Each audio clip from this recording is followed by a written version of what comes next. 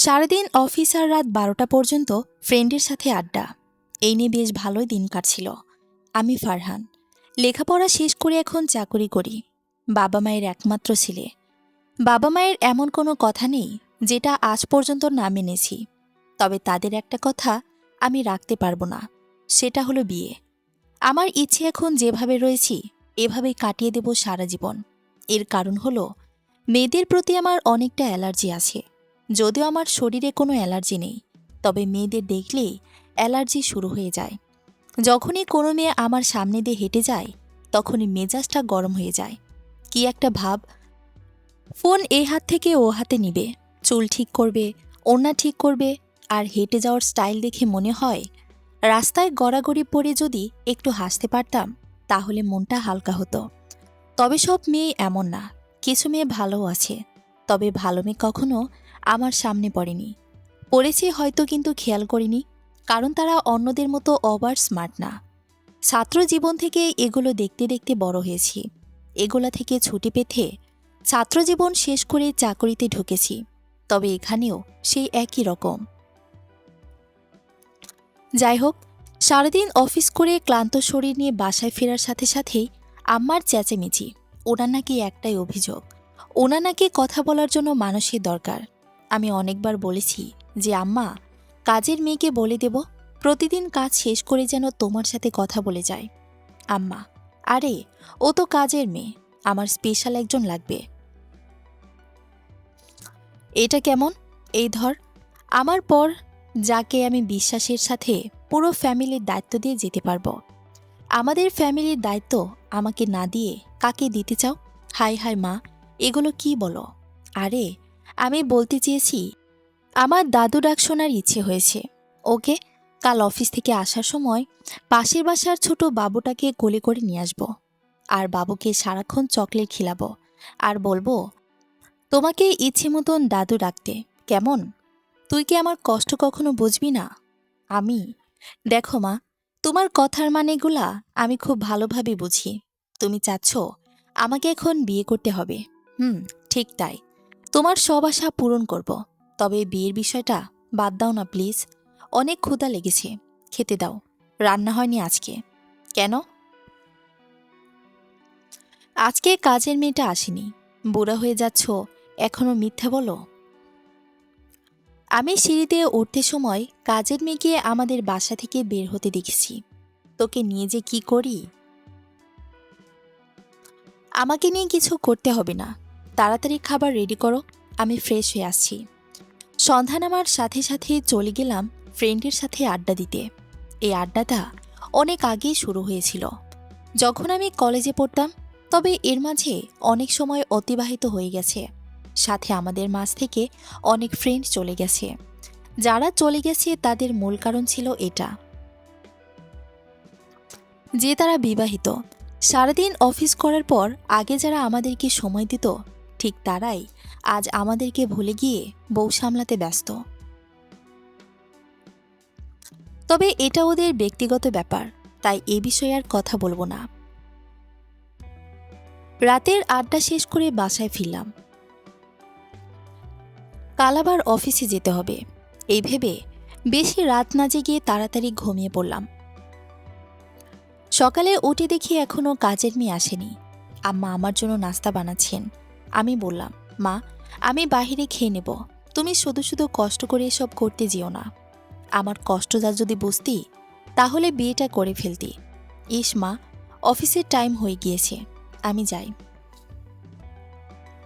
এ বলে সেদিনের মতো বেঁচে ফিরেছি। না হয় বিয়ে নিয়ে আবারও সেই ইমোশনাল ব্ল্যাকমেল করা শুরু করে দিত। ঠিক টাইমের মতো অফিসে আসলাম। সবার আগে হাজিরা খাতায় সাইনিং করলাম। কিছুক্ষণ কাজ করার পর অফিসের বস আমাকে তার রুমে ডাকল। আমি প্রথমে সালাম দিলাম। বস সালামের জবাব নিয়ে বললেন, আরে ফারহান, এসো এসো, এখানে বসো। তোমার ঠিক সময়ের অফিসে আসা, সময় মতো কাজ করা, শেষ করা, এসব দেখে আমি মুগ্ধ হয়ে গেছি। তুমি আমার মন জয় করে নিয়েছো ফারহান। ভেবেছি। কি ভেবেছেন? আমাদের অফিসের ম্যানেজারটা খুব অলস, তাই না? হুম। তবে অন্য কারো বিষয় নিয়ে কথা বলতে পারবো না স্যার। তোমার কিছু বলতেও হবে না, আমি ঠিক করে ফেলেছি। বর্তমান ম্যানেজারকে তোমার পোস্টে লাগিয়ে তোমাকে ম্যানেজার করে দেব। এই কথা শোনার পর আমার খুশি কে দেখে? আপনার যেমন ইচ্ছে। কেন, তুমি খুশি হওনি? কি বলেন স্যার, ম্যানেজার হওয়ার জন্য অনেকেই কত কি করেছে, আর আমি তো ফ্রিতেই হয়ে যাচ্ছি। আমি অনেক খুশি। সেদিন খুশিতে বাসায় মিষ্টি নিয়ে আসলাম। আম্মুকে সর্বপ্রথম মিষ্টি মুখ করালাম। কি রে বাবা, কোনো মেয়েকে পছন্দ হয়েছে নাকি? এত মিষ্টি এনেছিস যে। আম্মু, তোমার মুখে কি বিয়ে ছাড়া অন্য কোনো কথা নেই? আমার কাজকর্মে খুশি হয়ে অফিসের বস আমাকে ম্যানেজার করে দিবে, এই জন্য তোমাকে মিষ্টিমুখ করাচ্ছি। তখন আম্মুর মুখের হাসি নিমেষেই কোথায় যেন উধাও হয়ে গেল, সাথে আমার মনটাও খারাপ হয়ে গেল। পরদিন অফিসে যেতেই দেখি নতুন ম্যানেজার হয়েছি, তাই সবাই আমাকে ফুল দিয়ে স্বাগতম জানানোর জন্য দাঁড়িয়ে রয়েছে। সবার কাছ থেকে ফুল নিয়ে বসের রুমে যেয়ে আমার কাজ সব বুঝে নিলাম। কাজ শেষের দিকে হঠাৎ আম্মুর ফোন। রিসিভ করতেই মা বলে উঠল, তাড়াতাড়ি একটু বাসায় আসতো, তোকে নিয়ে এক জায়গায় যেতে হবে। আমি বললাম, কিছু কাজ আছে, আমি শেষ করে তাড়াতাড়ি আসছি, চিন্তা করো না, ওকে। আমি কাজ শেষ করে বাসায় যেতে যেতে ভাবলাম, হয়তো আমাকে আজকে মেয়ে দেখতে নিয়ে যাবে। তবে আজকে যদি কোথাও যেতে বলে আমি যাব, কারণ আজকে আমার মনটা অনেক ভালো। ম্যানেজারের দায়িত্ব পেয়েছি তাই। তাই আম্মুর মনটা আজকে খারাপ হতে দেওয়া যাবে না, কারণ আম্মুর মন খারাপ দেখলে আমার মনটাও খারাপ হয়ে যায়। বাসায় গিয়ে দেখি আমার ভাবনাটাই ঠিক ছিল। দেখি মামা এসেছে। মামা বলল, ফারহান, তাড়াতাড়ি ফ্রেশ হয়ে নিচে আয়, মেয়ে দেখতে যাব। খুব ভালো মিষ্টি মেয়ে। আমি ফ্রেশ হচ্ছি আর ভাবছি, মেয়ে দেখতে যাচ্ছি মায়ের মন রক্ষা করতে, তবে কোনো না কোনো এক সমস্যা ধরে বিয়েটা ভেঙে দিব। আমাকে এত সহজে বিয়ে করাবে ভাবে কেমন করে বুঝি না। বাসা থেকে বের হলাম মেয়েদের বাসার উদ্দেশ্যে। মামা ছাড়ল না, তাই আমার জন্য মামার ঠিক করে আসা পাত্রীকে সবাই দেখতে গেল, সাথে আমিও গেলাম। মেয়েটার নাম ছিল নীলিমা। বাসায় যেতেই নানান রকমের আয়োজন দেখতে পেলাম। বুঝলাম এটা মোটামুটি ভালোই ধনী ফ্যামিলি। তবে আমার কি, আমি তো শুধু আসছি এই জন্য। মেয়েটার যে কোনো একটা ভুল ধরে এটাকেও আগের চারটার মতো বাদ দিয়ে দেব। চা নাস্তা খেতে দিলে হাত না ধুয়েই আমি ইচ্ছে মতো খাওয়া শুরু করে দিলাম। মেয়ের বাসার লোকেরা আমার দিকে হা করে তাকিয়ে রয়েছে। আমি বললাম, কফিটা দারুণ হয়েছে। কে বানিয়েছে? আমার মেয়ে নীলিমা করেছে। কোন নীলিমা? আমার সাথে যার বিয়ে হওয়ার কথা? মামা আমার কানে কানে বলল, দেখ ভাগিনা, আমি খুব ভালোভাবেই বুঝতেছি তুই আগেরগুলোর মতোই এই বিয়েও ভাঙতে চাইতেছিস। তাই সবার সাথে এরকম ব্যবহার করতেছিস যাতে তারা তোকে পছন্দ না করে। তবে শুনে রাখ, এবার আর কিছু করতে পারবি না, কারণ আমি মেয়ের ফ্যামিলির সবাইকে বলে রেখেছি যে আমার ভাগিনা বিয়ে করবে না বলে জেদ ধরেছে। তাই মেয়ে দেখতে আসলে হয়তো একটু পাগলামো করবে, তবে আপনারা কিছু মাইন্ড করেন না। মামা, এখন তুমি যতই পাগলামো করো কেন, কোনো কাজেই আসবে না, কারণ তারা সত্যিটা জানে। মামার মুখে এই কথা শুনে আমার মাথায় যেন আকাশ ভেঙে পড়ল। মুখ দিয়ে আর একটা কথাও বের হলো না। এখন কি তাহলে বাঁচার আর কোনো রাস্তা নেই? মনে মনে ভাবলাম, মেয়েটা আগে সামনে আসুক, কারণ কোনো মানুষই পারফেক্ট হয় না। নীলিমা মাথায় ঘোমটা টেনে আমার সামনের সোফাতে বসল। আমার ফ্যামিলির সবাই নীলিমাকে জিজ্ঞেস করতে লাগলো, তোমার নাম কি মা? কোন পর্যন্ত লেখাপড়া করেছ? এরকম আরও নানান রকমের প্রশ্ন করতে লাগলো। আমি তখন ধমকের সুরে বলে উঠলাম, এগুলো কি সব আলতু ফালতু প্রশ্ন করছো তোমরা? আর উনি কি ছোট বাচ্চা নাকি যে নাম ঠিকানা জিজ্ঞেস করতেছ? ওনাকে এগুলা বলো, যে কয়টা রিলেশন করেছে, কয়টা ছ্যাঁকা খাইছে, এগুলা। আমার এ কথা বলার সাথে সাথেই নীলিমা চলে যেতে লাগলো। আমি তো মনে মনে মহা খুশি। যাক, কাজ হয়েছে। এখন নীলিমা বলবে এই ছেলে পচা, বেদব। আর এদিকে আমার বিয়ের 12টা বেজে যাবে। তখন নীলিমার মা বলল, কোথায় যাচ্ছিস? এখানে বস। এরপর আমাকে বলল, তুমি আর নীলিমা ওই রুমে যে আলাদাভাবে কথা বলে আসো, যাও। মামা বলল, আরে না, আলাদাভাবে কথা বলা লাগবে না, আমাদের দিক থেকে আমরা রাজি। নীলিমার মা: আমরাও রাজি। তবে ওদেরকে আলাদাভাবে কথা বলার সুযোগ দেওয়া দরকার, যাতে পরে ওদের মনে কোনো প্রকার সন্দেহ না থাকে। ইচ্ছে না সত্ত্বেও নীলিমার স্বামী ওর রুমে গেলাম। রুমটা এত সুন্দর যে দেখেই ঘুম আসতে লাগলো। আর আমি এখন পর্যন্ত নীলিমার দিকে তেমনভাবে তাকাইনি। রুমে আসার পর বললাম, ঘুমটা নামান এখন। নীলিমা ঘুমটা নামালে আমি ওকে দেখে মেয়েদের বিষয়ে আমার যে অ্যালার্জিটা ছিল ওটা নিমিষেই চলে গেল। কারণ এত সুন্দর একটা মেয়ে আমি সত্যি কখনো দেখিনি। নীলিমার ধূসর কালো চুল, আর চুল থেকে আসা মাতাল করা সুঘ্রাণ, কাজল মাখা টান টান দুটো চোখ, আর ঠোঁট দেখে মনে হয় একটা কামড় বসাতে পারলে ভালো লাগতো। সবকিছু মিলে জ্ঞান হারানোর মতো অবস্থা। আমি নীলিমা। বলেন, আজ পর্যন্ত কয়টা ছেলেকে আমার মতো পাগল বানিয়েছ? একটিও না। কারণ আমি প্রেম ভালোবাসায় বিশ্বাস করি না। সবসময় চেয়েছি বিয়ের পর স্বামীর সাথেই প্রেম করব। তোমার উত্তরটা আমার খুব ভালো লেগেছে। আমার কাছ থেকে কোনো কিছু জানার থাকলে প্রশ্ন করতে পারো। নীলিমা: আমি যদি প্রশ্ন করতে শুরু করি তাহলে হয়তো আজকে আর শেষ করতে পারবো না। আমি তখন নীলিমাকে একটা কাহিনী শোনালাম। দুজন মহিলাকে কোনো এক অপরাধের জন্য জেলখানাতে বন্দি করা হয়। তাদেরকে ৮ বছরের কারাবাসের শাস্তি দেওয়া হয়। এই ৮ বছর দিন রাত ২৪ ঘন্টা সবসময় তারা গল্প করত। গল্প করতে করতে ৮ বছর চলে গেল। যেদিন তাদের জেল থেকে বের করা হলো, তখনও তারা গল্প করতে করতে জেল থেকে বের হচ্ছিল আর বলতেছিল বাকি কথা বাসায় গিয়ে বলল। মানে তারা ৮ বছর কথা বলেও তাদের কোনো কথা শেষ হয়নি। তখন নীলিমা খুব হাসতে লাগলো। ২ মিনিটের মতো হাসার পর বলল, না, আমার তাদের মতো এত কথা নেই। তো মনের মধ্যে অনেক কথা বা প্রশ্ন জমিয়ে রেখেছি, যেগুলো আপনাকে বলবো ভেবেছি। তবে এখন কিছু প্রশ্ন করব, বাকি প্রশ্নগুলো পরেই করব। আচ্ছা, আপনার চেহারা দেখে তো যে কোনো মেয়ে ক্রাশ খাবে। তো আপনি কয়টা রিলেশন করেছেন আর কয়জন মেয়েকে ছ্যাঁকা দিয়েছেন? আমি ছোটবেলা থেকেই আমার মেয়েদের প্রতি অনেক অ্যালার্জি ছিল, তাই যতটা পেরেছি মেয়েদের কাছ থেকে সবসময় দূরে থাকার চেষ্টা করেছি। আমি আপনার ব্যাপারে সব কিছুই শুনেছি। ও মা, তাই? আচ্ছা, আমার ব্যাপারে আর কি কি জানেন? অনেক কিছুই। যেমন? নীলিমা: যেমন আজকে আপনার ইচ্ছে ছিল আমাকে কোনো না কোনোভাবে অপমান করে বিয়ের ব্যাপারটা আর সামনে নেবেন না, কিন্তু হঠাৎ করে আপনি এত ভালো হয়ে গেলেন কি করে? তোমাকে দেখার পর মেয়েদের প্রতি যে অ্যালার্জিটা ছিল ওটা দূর হয়ে গেছে। কেন?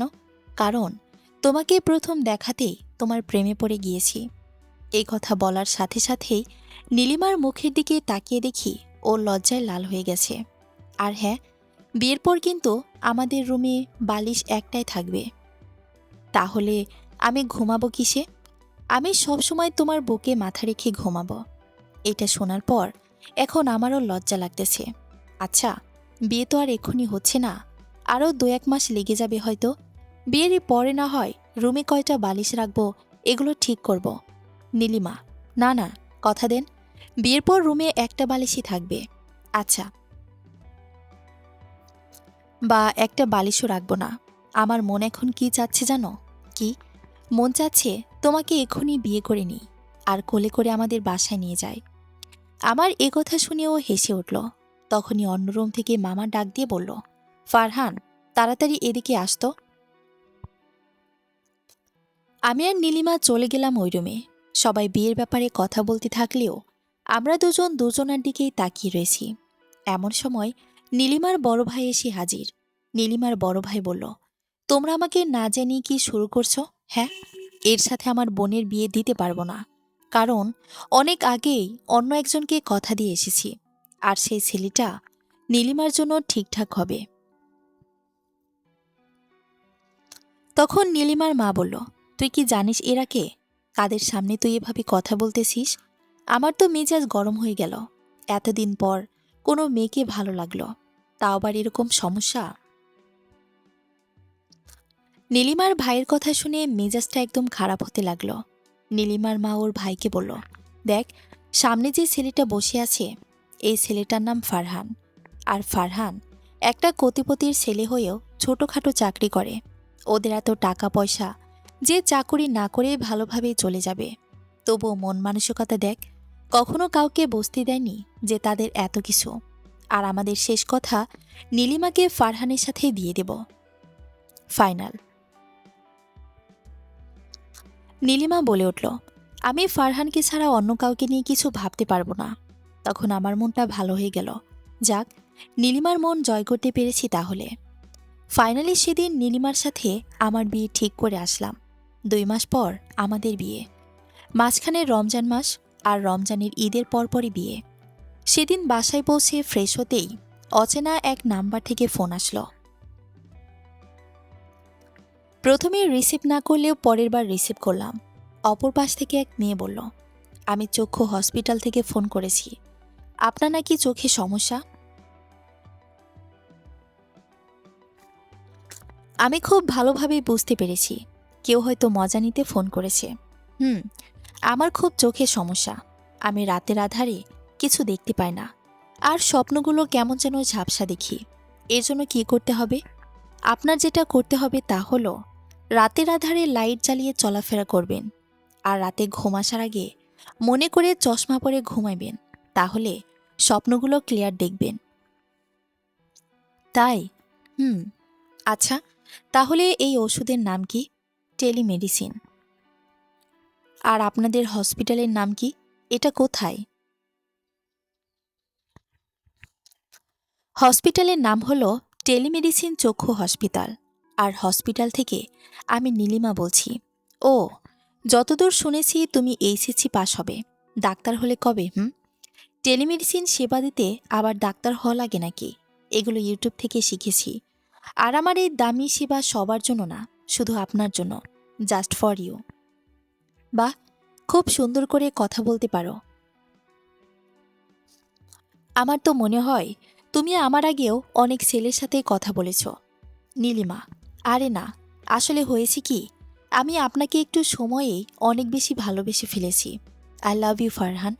কখনো তো কারোর সাথে রিলেশন করিনি, তবে খুব ইচ্ছে ছিল সবার মতো আমিও রিলেশন করব, তবে সেটা সঠিক মানুষের সাথে।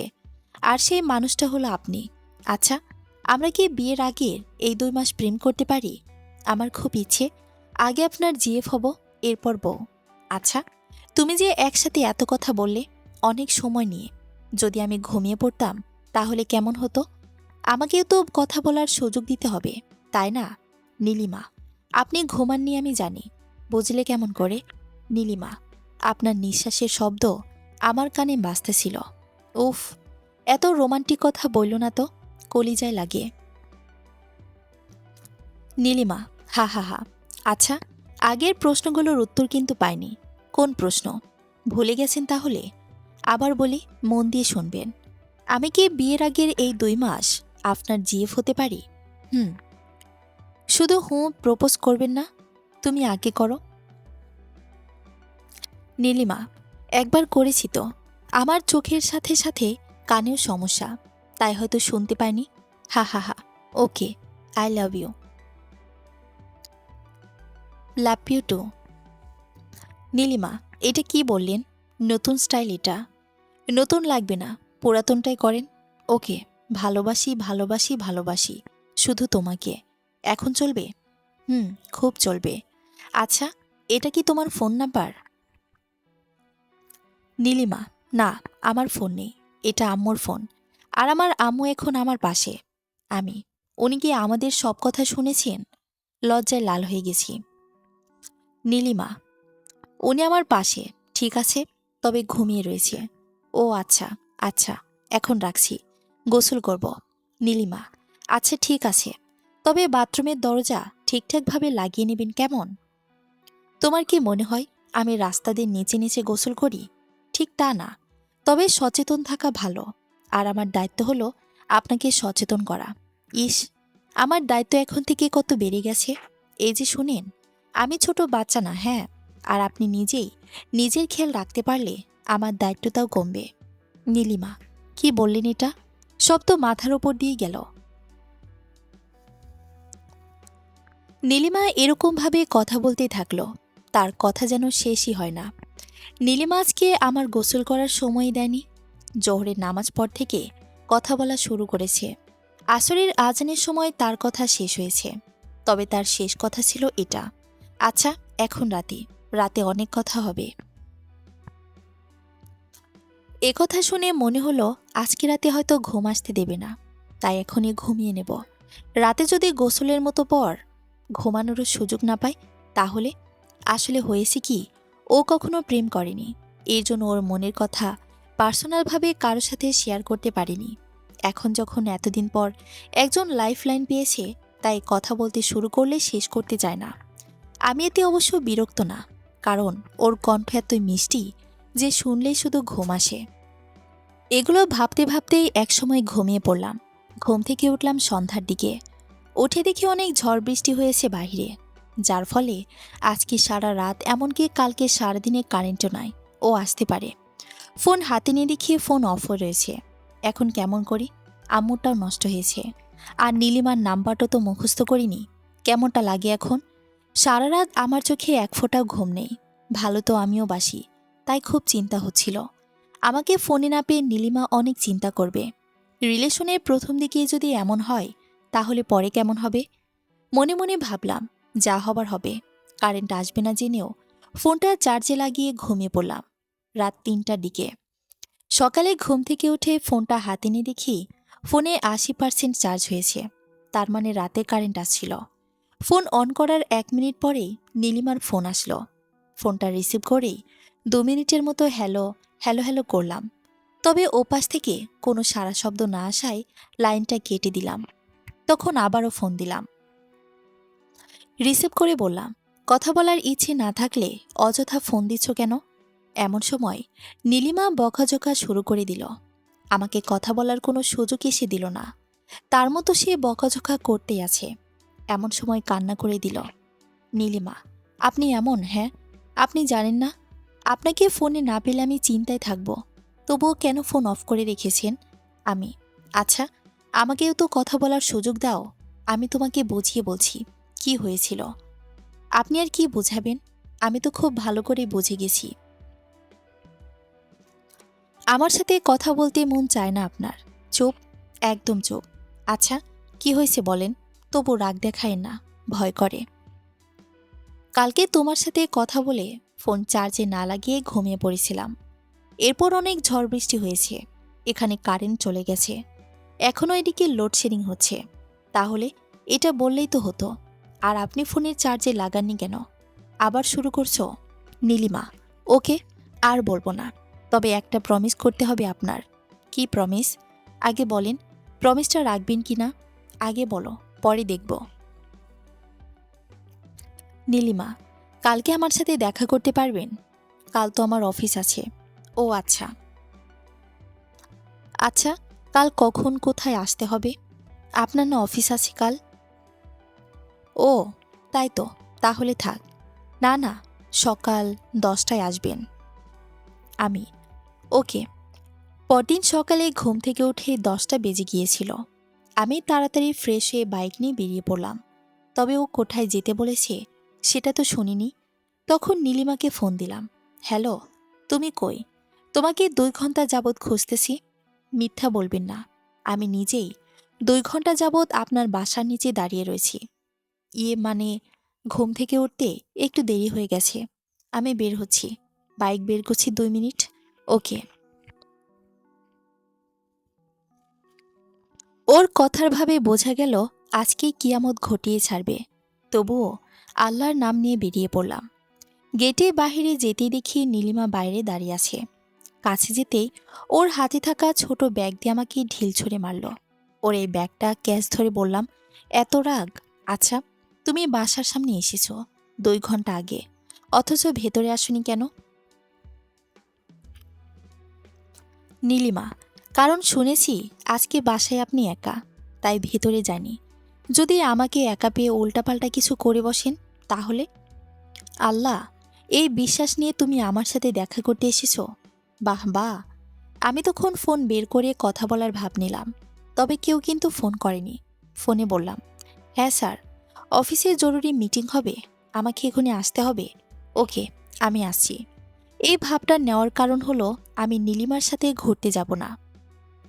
হঠাৎ করে নীলিমা আমার হাত থেকে ফোনটা কেড়ে নিয়ে বলল, আপনার ফোন থেকে শেষ কল করা হয়েছে আমাকে। তো এখানে স্যার কোথা থেকে আসলো? সত্যি কথা বলতে ভালো লাগতেছে, তাই আজকে কোথাও যাব না। কেন, রাগ করছেন? আরে, আমি ওই কথা তো মজা করে বলেছি। আমি জানি আন্টি বাসায় আছেন, তাই ভয় করলো। এখনো তো বিয়ে হয়নি, তাই না হুট করে কেমন করে তোমাদের বাসায় ঢুকবো? আমার বাসা মানে তোমার বাসা, এখানে হুট করে ঢুকতে ভয় পাবে কেন? তুমি প্রতিদিনই আসবে বাসায়। ওকে বাবা, এখন চলেন ঘুরে আসি। আমার পেছনে নীলিমা বসলো। ইস, কি দারুণ একটা অনুভূতি, বলার মতো না। যেতে যেতে পথে ফুচকার দোকান থেকে নীলিমা আমাকে থামতে বলল। ও নাকি ফুচকা খাবে। ফুচকা কিনে দিলাম। আমাকে খেতে বললে আমি বললাম, আমি বাহিরের জিনিস খাই না। এমন সময় দেখি নীলিমা ফুচকাগুলো ঠিকঠাকভাবে খেতে পারছি না, মুখে তোলার আগেই ভেঙে ফেলছে। আমি বললাম, এমন করে কেউ খায় নাকি? এদিকে দাও। তখন আমি নিজের হাতে নীলিমাকে খাইয়ে দিলাম আর বললাম, এটাই তো চেয়েছিলে, আমি খাইয়ে দিই। হুম। আপনি বুঝলেন কি করে? সেটা তোমার না জানলে চলবে। আমাকে নীলিমা খাইয়ে দিল ঠিকঠাকভাবেই। কই, এবার তো ভাঙল না। আপনার কাছ থেকে শিখে ফেলেছি তো, তাই। ও আচ্ছা, খুব চালাকি করা হচ্ছে, তাই না? সেদিন আমার বেস্ট দিন ছিল। সারাদিন খুব ঘুরেছি, অনেক কিছু দুজন মিলে উপভোগ করেছি। এক কথায়, নীলিমার সাথে কাটানো প্রতিটা মুহূর্তগুলো অনেক সুন্দর ছিল। নীলিমাকে বাসায় পৌঁছে দেওয়ার সময়ও বলেছিল, আমি কি তোমায় একটু জড়িয়ে ধরতে পারি? আমি মাথা নেড়ে হ্যাঁ বলার সাথে সাথেই ও আমাকে জড়িয়ে ধরল। 1 মিনিট এভাবে থাকার পর আমার কপালে ছোট করে একটা কিস করে বাসায় ঢুকে পড়ল। ও এতটাই লজ্জা পেয়েছিল যে বাসায় ঢোকার সময়ও আর পিছন ফিরে তাকায়নি। ওদের বাসা থেকে আমাদের বাসা বেশি দূর ছিল না। এভাবেই চলতে থাকলো কিছুদিন। 2 দিন পর থেকে রমজান মাস শুরু। রমজানের আগের দিন বিকেলে ঘুমিয়েছি। হঠাৎ করে আমার মাথায় কে যেন হাত বুলিয়ে দিচ্ছে। আমি চোখ খুলতে দেখি নীলিমা। তখন আমার পরনে ছিল হাফ প্যান্ট, খালি গায়ে। নীলিমাকে দেখেই আমি কাঁথার নিচে চলে গেলাম। কাঁথার নিচ থেকে বললাম, তুমি এখানে কি করছো? কখন এলে? এগুলো পরে শুনবো। আগে 2 মিনিটের জন্য বাইরে যাও, কাপড় পরে নেই। বাবা, এত সরম! এই সরম যেন সারা জীবন থাকে। উফ, প্লিজ যাও না। নীলিমা বাইরে চলে গেলে আমি কাপড় পরে ঠিকঠাক হয়ে বললাম, এবার ভেতরে এসো। পারবো না, কোলে করে নিয়ে যান। এখন এত শক্তি নেই, তাই পারবো না। কি? ওকে ওকে, নিয়ে আসছি। নীলিমাকে কোলে করে নিয়ে এসে বিছানায় বসালাম। বাপরে বাপ, কি সাংঘাতিক ভারী! আচ্ছা, তুমি হঠাৎ এখানে? আমি আর আম্মু এখান দিয়ে যাচ্ছিলাম, তাই ভাবলাম তোমার সাথে দেখা করে যাই। সত্যি কথা বলো। আপনাকে দেখতে মন চেয়েছিল, তাই চলে আসি। ও, আন্টি কই? নিচে, আন্টির সাথে কথা বলছে। আর আমি তোমার জন্য নিজ হাতে নুডলস করে এনেছি। কাছে আসেন, খাইয়ে দেই।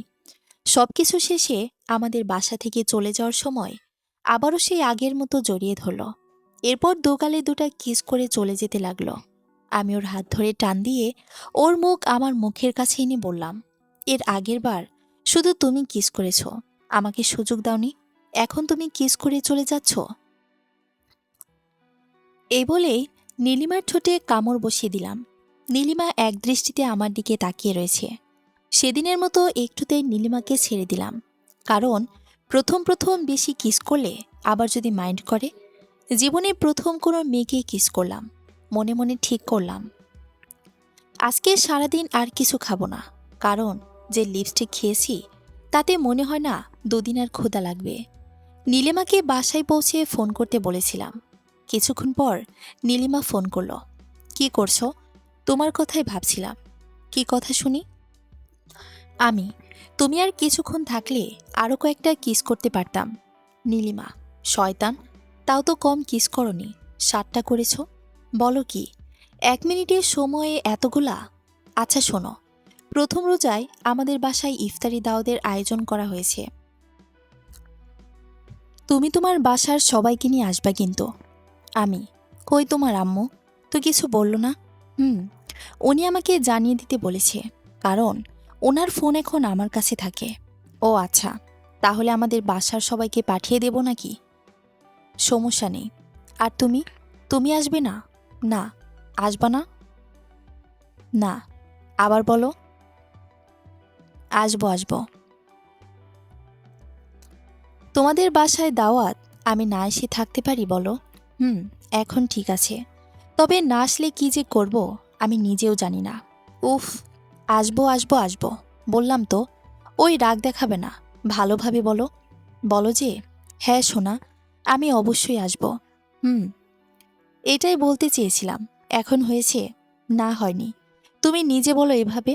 আচ্ছা বাবা, আসবো বললাম তো। হয়নি। আবার হ্যাঁ সোনা, অবশ্যই আসবো। হুম, এখন হয়েছে। আচ্ছা এখন রাখছি, আম্মু ডাকতেছে। ওকে, কাজ শেষ করে ফোন দিও। কালকে নীলিমাদের বাসায় দাওয়াত, তাই নীলিমা ফোনে বেশি কথা বলতে পারছে না। অনেক কাজ, সাথে ওর কিছু আত্মীয় স্বজন এসে, তাদেরও খেয়াল রাখতে হচ্ছে। তবুও 1 ঘন্টা পর পর ফোন করে 5 থেকে 10 মিনিট কথা বলে, আবার রেখে দিচ্ছে। আমার সাথে কথা না বললে নাকি তার কোনো কিছুতেই মন বসে না। পরদিন নীলিমাদের বাসায় গেলাম দাওয়াতে। ইফতারের সময় ছিল না বেশি, তাই কারোর সাথে দেখা না করে সবার সাথে ইফতারি শেষ করলাম। দেখে অনেক লোকজন, এত লোকের ভিড়ে কে যেন আমার হাত ধরে টান দিল। পেছন ফিরে দেখি নীলিমা। নীলিমা বলল, আমি বিশ্বাসই করতে পারছি না তুমি আসছো। তাই নীলিমা আমাকে তার রুমে নিয়ে গেল। আমাকে বলল, ইফতারি করা তো শেষ, তুমি এখানে বিশ্রাম নিতে থাকো। আমি কিছুক্ষণের ভেতরে রাতের খাবার রেডি করে আসছি। নীলিমা চলে গেল। আমি একা একা রুমে বসে আছি। এমন সময় সিগারেটের প্যারা উঠল। রুমে কেউ না থাকায় রুমের মধ্যে সিগারেট জ্বালিয়ে টানতে লাগলাম। এমন সময় কে যেন দরজায় নক করল। তখন কি করব বুঝতেছি না। পুরা রুম তো সিগারেটের ধোঁয়াতে ভরা। তাড়াতাড়ি রুমের ফ্যান অন করে জানালা খুলে দিলাম। সাথে হাত পাখা দিয়েও বাতাস করলাম, যাতে ধোঁয়াগুলো জানালা দিয়ে বাইরে চলে যায়। আর সিগারেটের গন্ধ দূর করতে নীলিমার পারফিউম ব্যবহার করলাম। সব ঠিকঠাক করে দরজাটা খুললাম। খুলে দেখি 4 থেকে 5 বছরের একটা বাচ্চা ছেলে। এটা দেখার জন্য মোটেও প্রস্তুত ছিলাম না।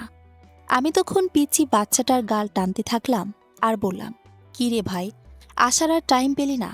তোর জন্য সিগারেটও খেতেই পারলাম না, সাথে কত কষ্টই না করালি। আর তোর জন্য নীলিমার অর্ধেক পারফিউম শেষ করেছি। বাচ্চাটা আমার কথায় কোনো রিয়্যাক্ট না করেই পকেট থেকে চকলেট বের করে মুখে দিল।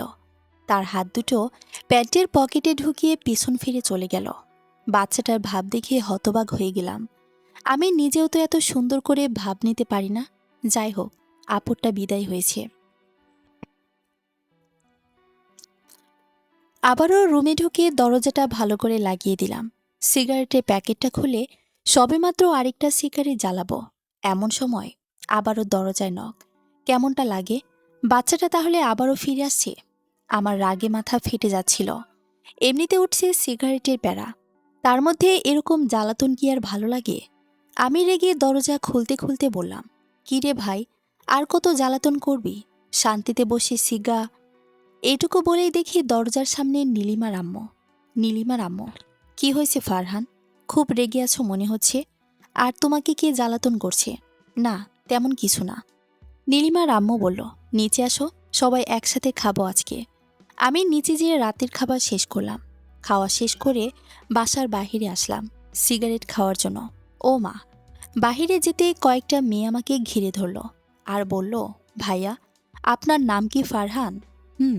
কেন? তখন মেয়েগুলো একে অন্যজনের সাথে ফিসফিসানি করে কানাকানি করতে লাগলো। আমি কান পেতে তাদের কথা শোনার চেষ্টা করলাম। এমন সময় এক মেয়ে বলে উঠল, আরে তোরা আস্তে কথা বল, ফারহান ভাই সব শুনতেছে তো কিন্তু। আমি, কই না তো, আমি কিছু শুনিনি। তখন কোথা থেকে যেন নীলিমা এসে বদমাইশ মেয়েদের হাত থেকে বাঁচিয়ে আমাকে নিয়ে চলে এলো। আবারও ওর রুমে নিয়ে আসলো আর বলল, তোমার ওদের সাথে এত কিসের কথা? আমি কিছু করিনি, শুধু নামটা বলেছি। তাই আমার তখন চোখ গেল নীলিমার ঠোঁটের দিকে। ওর ঠোঁটের দিকে তাকাতেই সিগারেটের প্যারা সব ভুলে গেলাম। ইস, কত সুন্দর গোলাপি ঠোঁট। আমি আর নিজেকে ঠিক রাখতে পারলাম না। তখনই নীলিমার ঠোঁটে লম্বা একটা কিস করলাম। 3-4 মিনিট সময় নিয়ে। এত লম্বা কিস করে শ্বাস নিতে কষ্ট হচ্ছিল দুজনেরই। নীলিমা লজ্জা পেয়ে কিছু না বলে নিচে চলে গেল। তখন রাত বাজে 8টার কাছাকাছি। ভাবলাম আর রাত হতে দেওয়া যাবে না, বাসায় চলে যেতে হবে। আগে বলেছি, নীলিমাদের বাসা থেকে আমাদের বাসা বেশি একটা দূর না। বাইক নিয়ে 10 থেকে 15 মিনিটেই বাসায় চলে যেতে পারবো। নীলিমার পিছু পিছু আমিও নিচে চলে গেলাম। নীলিমার আম্মুর সাথে দেখা করে বললাম, আজকে তাহলে আসি? নীলিমার মা বলল, মানে কি, আজকে থাকবা না তুমি? না, বিয়ে তো করিনি, এখন রাত থাকা যাবে না। নীলিমার মা, আমি এত কিছু বুঝি না, তোমাকে আজকে থাকতে হবে। কারণ আজকে অনেক বিজি ছিলাম, তাই তোমাকে সময় দিতে পারিনি বেশি। তাই কি হয়েছে, অন্য একদিন না হয় আসবো, বাসা তো কাছেই আছে। নীলিমার মা, আমি কিছু জানি না। নীলিমা যদি যেতে দেয় তাহলে আমার কিছু বলার নেই। আমি নীলিমাকে একটু দূরে সরিয়ে এনে বললাম, আচ্ছা আজকে তাহলে আসি।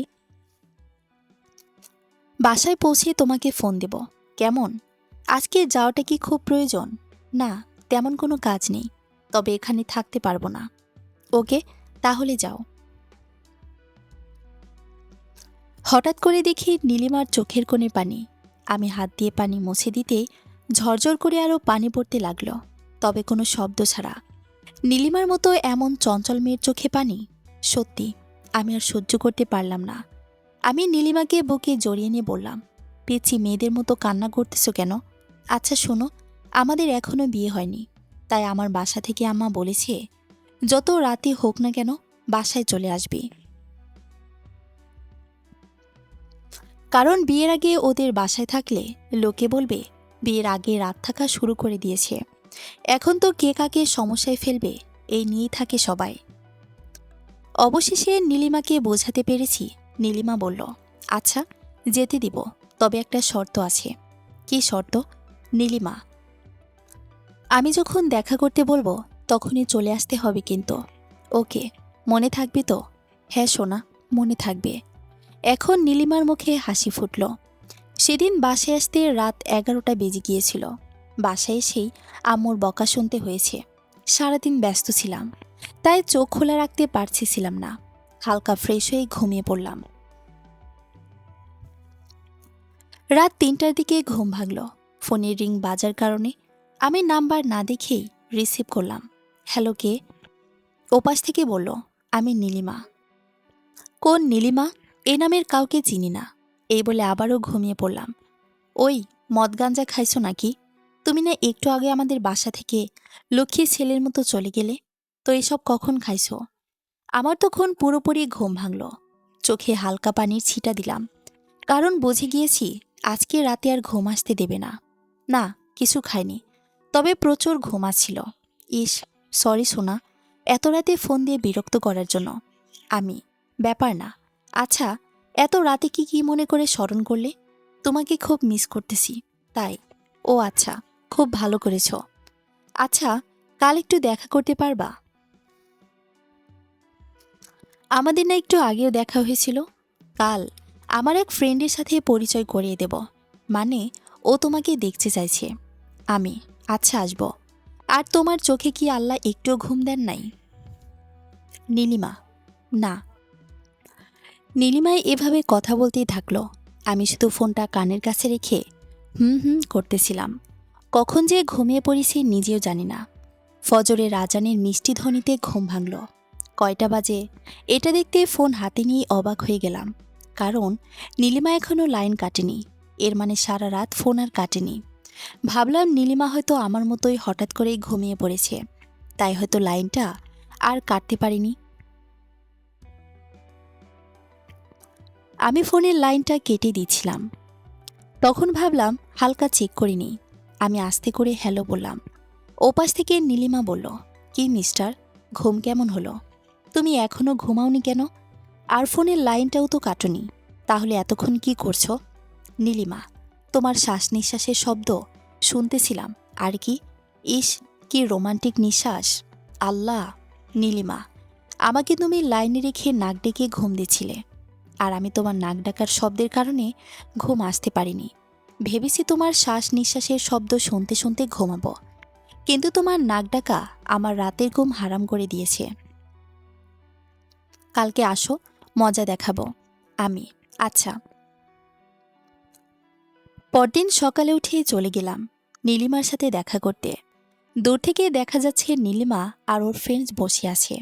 কাছে যেতেই দেখলাম ওর ফ্রেন্ড আর কেউ না, আমাদের অফিসেই চাকরি করে, নাম ফাতেমা। আমাকে দেখে ফাতেমা বলে উঠল, ফারহান ভাই আপনি? ফাতেমা, তুই ওকে কেমন করে চিনিস? ফাতেমা, আরে ফারহান ভাই, আমি আর এক অফিসেই চাকরি করি, ওখানে সবাই ফারহান ভাইকে অ্যালার্জি বাবু বলে। অ্যালার্জি বাবু কেন? ফাতেমা, কারণ উনি কোনো মেয়েকে সহ্য করতে পারেন না, তাই। নীলিমা, দেখতে হবে না কার বিএফ। এ বলে আমার গাল টেনে কিস করতে লাগলো। আমি বললাম, এই কি করছো, ছাড়ো, ফাতেমা আছে। তো কি হয়েছে? ফাতেমা, নীলিমা, বল, একটা কথা বলি, কিছু মনে করিস না। ফারহান ভাই কোনো মেয়েদের সহ্য করতে পারে না, তো তোকে সহ্য করে কেমন করে? তুই তো শয়তানের রানী, ও তুই বুঝবি না, এটা হলো ভালোবাসা।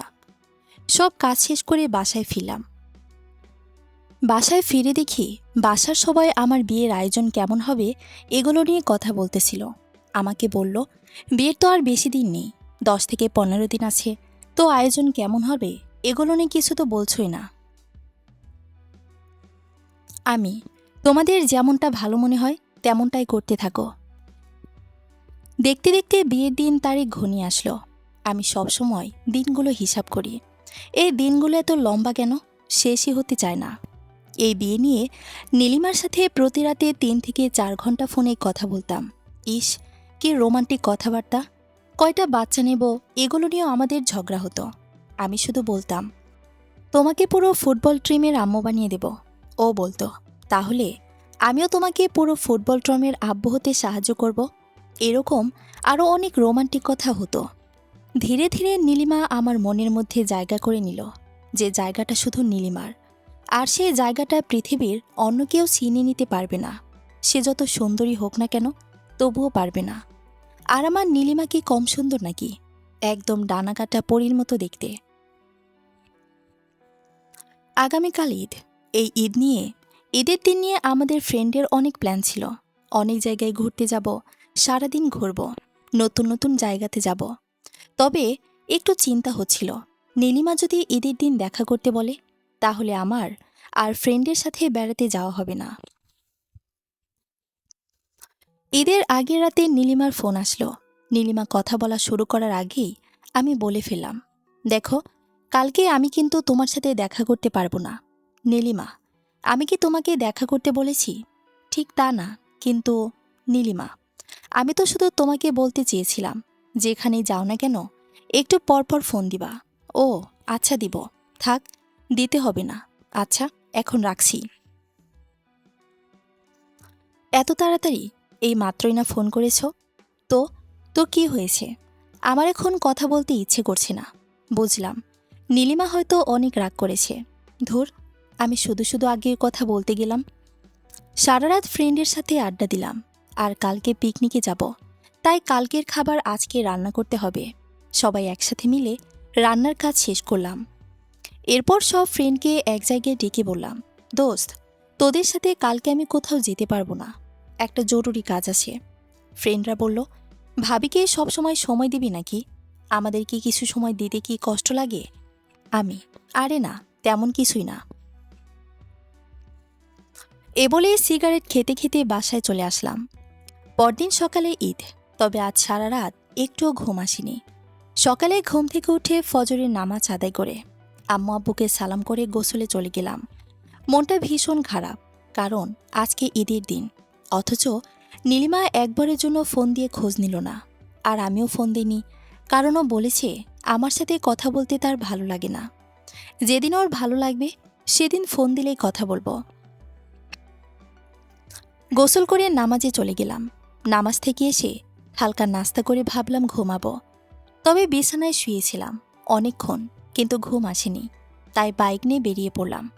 নীলিমাদের বাসার সামনে এসে নীলিমাকে ফোন করে বললাম, আচ্ছা তোমাদের বাসার নিচে আসো তো। পারবো না। আচ্ছা চলে যাচ্ছি। আর ফোন রিসিভ করার জন্য ধন্যবাদ। তুমি ওখানেই থাকো, আমি আসতেছি। না, আমি চলে যাচ্ছি। তুই ওখান থেকে এক পা এগিয়ে গেলে তোর পা দুটো থাকবে না। কি ভয়ঙ্কর মেয়ে রে বাবা। আমি চুপচাপ ওখানেই দাঁড়িয়ে রইলাম। নীলিমা নিচে এসে কোনো কথা না বলে আমাকে এলোপাথারিভাবে বুকের মধ্যে কিল ঘুষি মারতে শুরু করলো। মারতে মারতে একসময় আমাকে জড়িয়ে ধরল আর কান্না কান্না সুরে বলল, বাসায় আসো। না থাক, আজ আর বাসায় যাব না। তুমি রেডি হয়ে আসো, তোমাকে নিয়ে ঘুরতে যাব। নীলিমা, তোমাকে আগে বাসায় আসতে বলছি না? কি আর করার, ওদের বাসায় গেলাম। যে নীলিমার বাবা মাকে সালাম করলাম। এরপর তারা আমাকে নাস্তা করতে দিল। সকালে বাসা থেকে আসার সময় তেমন কিছু খাইনি, তাই ইচ্ছে মতো নাস্তা করলাম। এরপর নীলিমা আমাকে তার রুমে নিয়ে গেল আর আমার ঠোঁটে কিস করতে লাগলো আর বলল, তোমাদের ফ্রেন্ডরা কখন পিকনিকে বের হবে? আমি বললাম, একটু পরে। কিন্তু কেন? নীলিমা, এখন তুমি বাসায় যাবে, এরপর ফ্রেন্ডের সাথে ঘুরতে যাবা, যেয়ে সুন্দর সুন্দর জায়গার পিক তুলে দিবা আমাকে। মন থেকে বলছে তো? নীলিমা, হুম। তখন আমি নীলিমার দোগালে দুটা কিস করে খুব তাড়াতাড়ি বাসায় চলে আসলাম। বাসায় এসে ফ্রেন্ডেরকে ফোন দিলাম আমি। কি রে, তোরা কই? এই তো সবেমাত্র বাসে উঠতেছি। কেন, তুই আসতেছিস নাকি? হুম, একটু ওয়েট কর, আমি আসতেছি। আমি তাড়াতাড়ি ব্যাগ গুছিয়ে বাসা থেকে বের হয়ে দেখি পিকনিকের বাসটা আমাদের বাসার সামনে এসে দাঁড়ানো। ইচ্ছে ছিল সিলেট যাব। সিলেটের উদ্দেশ্যে বাস ছাড়ল।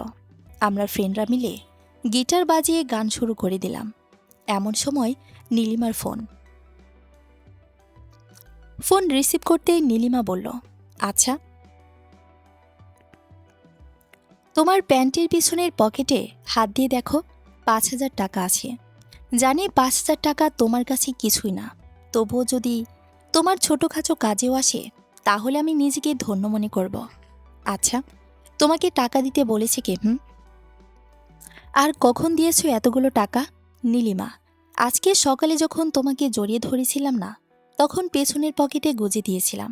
উফ, তোমাকে নিয়ে যে কি করি। আচ্ছা, নাস্তা করেছো? তুমি? আমি তো তোমাদের বাসা থেকে নাস্তা করে আসছি। আচ্ছা, এখন ফোন রাখছি। তুমি তোমার ফ্রেন্ডের সাথে আড্ডা দাও, পৌঁছে ফোন দিবা। আর ভুলেও কোনো মেয়ের দিকে চোখ দিবা না। আচ্ছা, এখন রাখছি। সিলেট পৌঁছে নীলিমাকে ভিডিও কল দিলাম, দুজন মিলে প্রাকৃতিক সৌন্দর্য উপভোগ করার জন্য। কিছুক্ষণ কথা বলার পর নীলিমা বলল, ওই তোমার পেছনে ওই মেয়েটাকে? কোন মেয়েটা? নীলিমা, আরে পেছনের দিকে তাকাও তাড়াতাড়ি। আমি পিছন ফিরতে দেখি সেরা কাপড় পরা 12 থেকে 14 বছরের কুচকুচে কালো একটা মেয়ে আমার দিকে এক দৃষ্টিতে তাকিয়ে রয়েছে, যেন আমার প্রতি তার অনেক রাগ। চোখ গরম করে তাকিয়ে আছে। নীলিমা, তুমি ওখান থেকে অন্য কোথাও যাও প্লিজ, আমার ভয় করতেছে। আমি, আরে বাদ দাও তো, এত ভয় পাওয়ার কি আছে? নীলিমা, মেয়েটা তো তোমার দিকে আসতেছে, প্লিজ ফারহান, ওখান থেকে যাও। ওয়েট, আসতে দাও, মেয়েটাকে দেখি কি বলে। মেয়েটা আমার কাছে এসে অস্বাভাবিক আচরণ করতে লাগলো, আমার শরীরে ঘ্রাণ নিতে থাকলো। তখন আমি একটু সরে গিয়ে বললাম, এই মেয়ে, এখানে এসে এমন করছো কেন? যাও এখান থেকে। মেয়েটা বলল, সামনে তোর জন্য অনেক বিপদ অপেক্ষা করছে। তুই তো তোর মায়ের দয়া নিয়ে এসেছিস, তাই বেঁচে যেতেও পারিস, তাও সাবধান। এটুকু বলে মেয়েটা চলে গেল। তখনও নীলিমা ফোনেই ছিল। নীলিমা বলল, কি বলে গেল মেয়েটা? আর কার বিপদ ঠিক করে শুনতে পাইনি আমি। আরে বাদ দাও তো, হবে হয়তো কোন পাগল। নীলিমা, তাও সাবধানে থাকবে, ওকে? আমি ফোনটা রাখতে দেখি ফ্রেন্ডরা আমাকে খুঁজতে খুঁজতে এখানে চলে আসছে। ওরা বলল, কি রে, তোকে এত খুঁজতেছি আর তুই এখানে? ভাবির সাথে পরেও কথা বলতে পারবি। আজকের দিনটা আমাদেরকে দিয়ে দে দোস্ত, প্লিজ। ওকে, যা, দিয়ে দিলাম। তো সবাই মিলে অনেক মজা করলাম। সেদিন আমার ফ্রেন্ডের নতুন এক স্মৃতি তৈরি হলো। সবাই একসাথে গোসল করলাম, অনেক অনেক পিক তুললাম সবাই একসাথে। ছাত্রজীবন শেষ করার পরে এই প্রথম আগের সেই মজার অনুভূতিটা পেলাম। আজ সবাই একসাথে অনেক ঘোরাঘুরি করলাম। একসময় দেখি রাস্তার পাশে জাদু দেখাচ্ছে। তখন আমরা সবকিছু শেষ করে বাসায় যাব ভাব, রাস্তার পাশে জাদুর খেলা দেখাচ্ছে। ভাবলাম খেলাটা একটু দেখিয়ে যাই। কিছুক্ষণ খেলা দেখার পর এক ফ্রেন্ড ফোন দিয়ে বলল, বাস ছেড়ে দেবে, তাড়াতাড়ি গাড়ির কাছে আস, সাথে কিছু সিগারেটও কিনে নিয়ে আসিস। আমি দোকানে গিয়ে 2 প্যাকেট সিগারেট নিলাম, কারণ লম্বা রাস্তা, তাই সবাই মিলে খাবো। সিগারেটের টাকা দেওয়ার জন্য পেছনের পকেটে হাত দিয়ে দেখি আমার ওয়ালেটটা চুরি হয়ে গিয়েছে। ওইটাতে তো টাকা ছিল প্রায় 7 থেকে 8 হাজার টাকার মতো, সব চুরি হয়ে গেছে। এখন সিগারেটের টাকা কোথা থেকে দেব? এমন সময় মনে পড়ল নীলিমা আমাকে যে 5,000 টাকা দিয়েছিল, ওই টাকাগুলো ওয়ালেটে রাখতে ভুলে গিয়েছিলাম। সামনের পকেটে হাত রাখতে দেখি নীলিমার দেওয়া 5,000 টাকা। আমার 8,000 টাকা হারানোর কারণে এক প্রকার চিন্তায় পড়ে গিয়েছিলাম, কিন্তু নীলিমার দেওয়া টাকাগুলো পেয়ে অনেক খুশি হচ্ছিলাম। আর মনে মনে নীলিমাকে ধন্যবাদ দিতে লাগলাম। সিগারেটের বিল দিয়ে বাসে চলে আসলাম, তবে ফ্রেন্ডেরকে কিছুই বলিনি টাকা হারানোর ব্যাপারে। আমি জানালার একধারে বসে নীলিমার টাকাগুলো বারবার গুনতে লাগলাম, কারণ আজ পর্যন্ত টাকার অভাব বুঝিনি বা বাবা মা বুঝতে দেয়নি।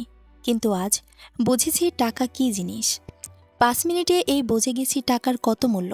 এগুলোই ভাবছি, কারণ হলো আমি প্রচুর টাকা খরচ করি, ততটা মূল্য দিতাম না, কিন্তু আজ বুঝেছি। হঠাৎ করে মনে পড়ে গেল সেই পাগলি টাইপের মেয়েটার কথা।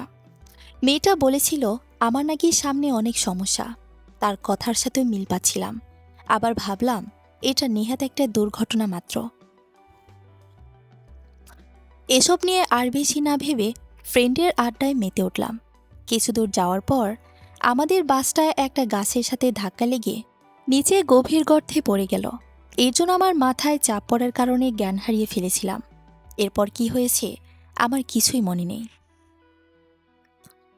জ্ঞান ফেরার পর দেখি আমি হসপিটালে। আমার আশেপাশে দেখি আমার ফ্যামিলির সবাই আছে, আর নীলিমা আমার হাত ধরে বসে আছে। সবাই দেখি কান্নাকাটি করতেছে। আমি চোখ খুলেই আমার ফ্রেন্ডের কথা জিজ্ঞেস করাতে একজন বলল, তোমরা বাসে 15 জন ছিলে, সেখান থেকে 10 জনের কিছুই হয়নি, আর তোমরা 5 জন আহত হয়েছ। তবে তোমাদের 5 জনের মধ্যে একজনের অবস্থা খুব খারাপ, কিন্তু তোমাদের 4 জনের তেমন কোনো ক্ষতি হয়নি, সামান্য কাটাছেঁড়া ছাড়া। আমি চলে গেলাম যে ফ্রেন্ডের অবস্থা খারাপের কাছে। ওর নাম ছিল রিয়াদ। জানালা দিয়ে দেখতে পেলাম ওর শ্বাস নিতে খুব কষ্ট হচ্ছে। ওকে যে রুমে রাখা হয়েছে সেখানে অনেক চেষ্টা করে ঢুকতে পারিনি, কারণ রিয়াদের অবস্থা খুব খারাপ থাকার কারণে রুমে কাউকে ঢুকতে দেয়নি। এমন সময় ডাক্তার এসে বলল রিয়াদ আর বেঁচে নেই, ওর শরীর থেকে অনেক ব্লিডিং হয়েছে, তাই আমাদের সব চেষ্টা ব্যর্থ হয়েছে। তখন সবার মাঝে এক কষ্টের ছায়া নেমে আসলো। আমি বসে পড়লাম ফ্লোরে। সবাই রিয়াদের মাকে সান্ত্বনা দিতে থাকলো। আর রিয়াদের বাবা মায়ের একমাত্র সন্তান, ওর না আছে কোনো বোন, না আছে ভাই। ওকে ঘিরে ওর বাবা মায়ের ছিল হাজারো স্বপ্ন বোনা। ছেলেকে ডাক্তার বানাবে, এই করবে, সেই করবে। ওনারা সবসময় বলতো আমার ছেলে একদিন অনেক বড় হবে, আমরা বুড়ো বুড়ি হয়ে গেলে ও আমাদের সেবা করবে। রিয়াদের বাবা মায়ের মনের আশাগুলো পূর্ণতা না পাওয়া, এসব কিছু কথা মনে পড়লে কেমন যেন মাথা ঘুরছে। এদিকে আমার অবস্থা ভালো থেকে খারাপ হতে লাগলো। আমাকে সেখানে আর বেশিক্ষণ রাখেনি। আমার মাথায় পানি ঢেলে হালকা স্বাভাবিক করে বাসায় নিয়ে আসলো সবাই। নীলিমা তখন আমাদের বাসায় আসছিল, আমাদের সাথেই। আমি বিছানায় শুয়ে পড়লাম। কিছুক্ষণ পর রিয়াদের জানাজার নামাজ। আমি হাঁটতে পারতেছি না, তবে যেভাবেই হোক রিয়াদের জানাজাতে অংশগ্রহণ করব। রিয়াদ আমার সেই ফ্রেন্ড যাকে ছাড়া আমি কখনো স্কুল যেতাম না। রিয়াদ আমার সেই ফ্রেন্ড যে কিনা আমার মাকে মা বলে ডাকত। আমার চোখ দিয়ে ঝরঝর করে পানি ঝরছে।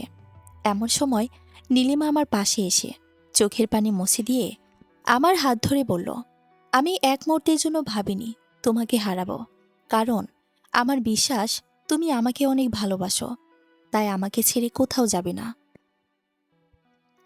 আমি, হুম, তোমাকে ছেড়ে কোথাও যাব না। নীলিমা আরও ইমোশনাল কথা বলতে থাকলো, আর রিয়াদের চলে যাওয়াতে আমাকে সান্ত্বনা দিতে থাকলো। কিছুক্ষণ পর আমার ফ্রেন্ড রিয়াদের জানাজার নামাজ। আমার শরীরের অবস্থা এতটাই খারাপ যে আমি হাঁটতেও পারছি না। আমাকে আমার বাবা সহ আরও 2-3 জন ফ্রেন্ড এসে ধরাধরি করে নিয়ে গেল। রিয়াদের জানাজার কাফন শেষ করে বাসায় আসলাম। এসে বিছানায় শুয়ে পড়লাম, কারণ পা প্রচুর পরিমাণে ব্যথা করতেছিল। আমি ঘুমিয়ে পড়লাম। তবে রাত 3টার দিকে ঘুম ভাঙল এক খারাপ স্বপ্ন দেখে।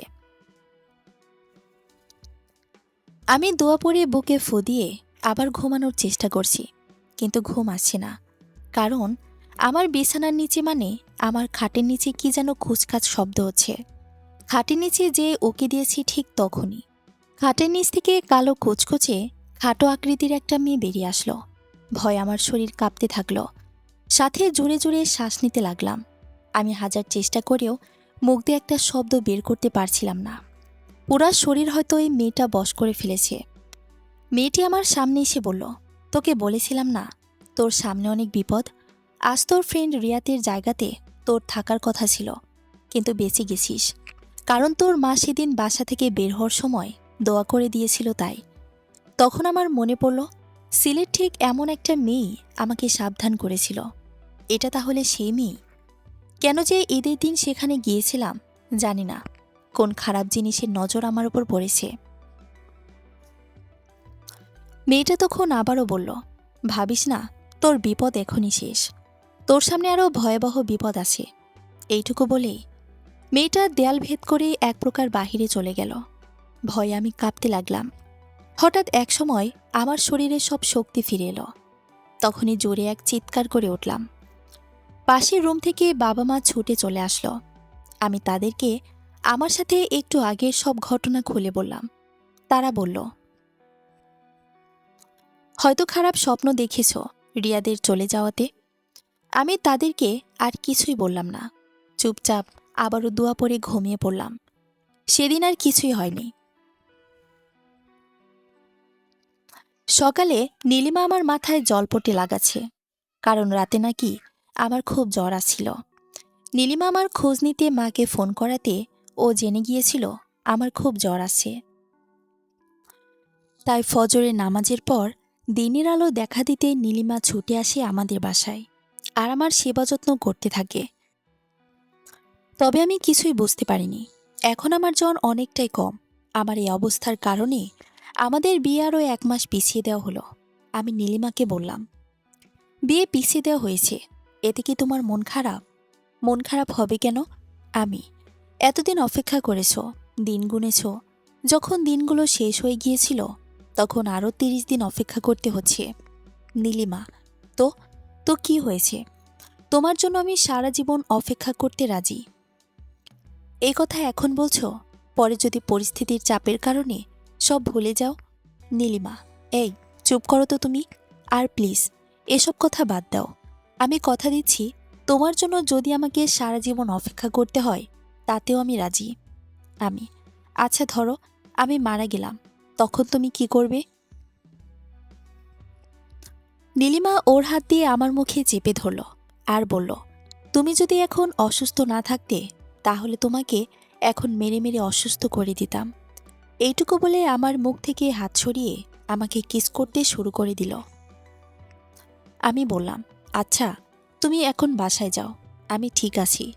বাসায় পৌঁছে আমাকে ফোন দিও। তার আগে যেমন টেলিমেডিসিন টিপস দিতে, এখনও সেই টিপসগুলো দিও। নীলিমা মুচকি এসে চলে গেল। আমি ভাবতে লাগলাম কাল রাতের ঘটনার কথা। এ কি হচ্ছে আমার সাথে? কেন হচ্ছে এরকম? মনে মনে ভাবলাম, সব কিছুর মালিক আল্লাহ, তো ওই মেয়েটা আমার কি ক্ষতি করতে পারবে? এগুলো আমার কপালে লেখা ছিল। এইসব আমার মনকে আমি নিজেই বোঝালাম। এরপর আমি রিয়াদের বাসায় গেলাম ওর বাবা মায়ের সাথে দেখা করতে। এখন আমি ভালোভাবে সুস্থ হইনি, তাই এক প্রকার খুঁড়িয়ে খুঁড়িয়ে রিয়াদের বাসায় গেলাম। রিয়াদের মা আমাকে জড়িয়ে ধরে আরো কান্নাতে ভেঙে পড়ল। আমি রিয়াদের মাকে সান্ত্বনা দিয়ে বললাম, রিয়াদ নেই তো কি হয়েছে, আমি আজ থেকে আপনাকে মা বলে ডাকব, আর সুখে দুঃখে আপনাদের পাশেই থাকব।